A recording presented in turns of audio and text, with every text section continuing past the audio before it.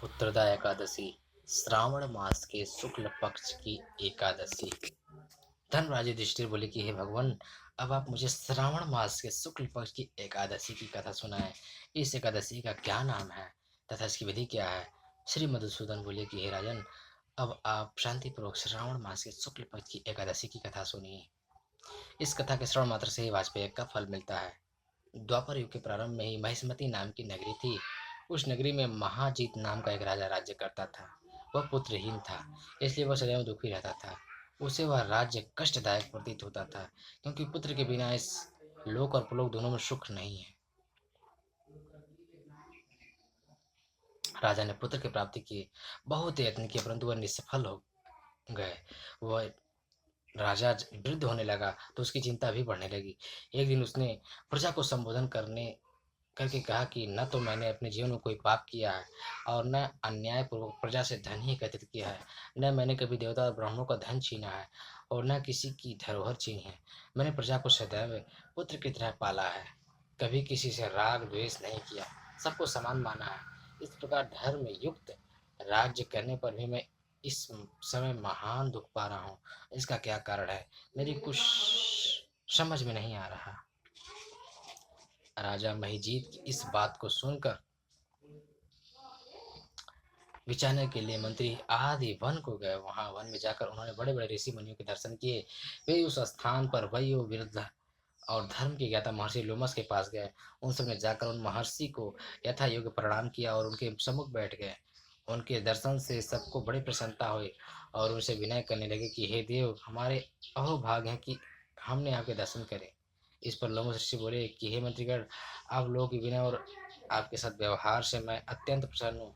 आप मुझे अपने आने का कारण बताइए, मैं आपके कार्य को अपनी शक्ति के अनुसार अवश्य ही पूरा करूंगा, क्योंकि हमारा शरीर ही परोपकार के लिए बना है, इसमें किंचित मात्र भी संदेह नहीं। लोमस ऋषि के ऐसे वचनों सुनकर मंत्रीगण बोले कि हे महर्षि, आप हमारी समस्त बातों को जानने में ब्रह्मा से भी अधिक है, अतः आप हमारे संदेह को दूर कीजिए।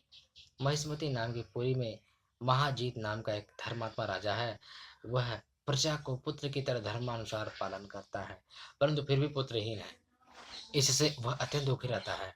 हम लोग उस राजा की प्रजा हैं, हम भी उनके दुख से दुखी हो रहे हैं, क्योंकि प्रजा का यह कर्तव्य है कि राजा के सुख में सुख माने और दुख में दुख माने।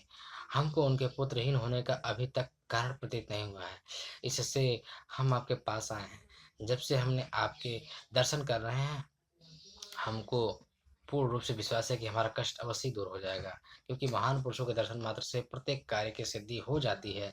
अतः अब आप हमको राजा के पुत्र होने का उपाय बतलाइए। इस पर लोमस ऋषि ने एक क्षण के लिए नेत्र बंद किए और राजा के पूर्व जन्म का विचार करने लगे। वह विचार करके बोले कि हे श्रेष्ठ पुरुषों, यह राजा पिछले जन्म में अत्यंत निर्लज था तथा बुरे कर्म किया करता था। वह एक गांव से दूसरे गांव में घूमा करता था। एक बार ज्येष्ठ मास के शुक्ल पक्ष की एकादशी पर 2 दिन से भूखा था।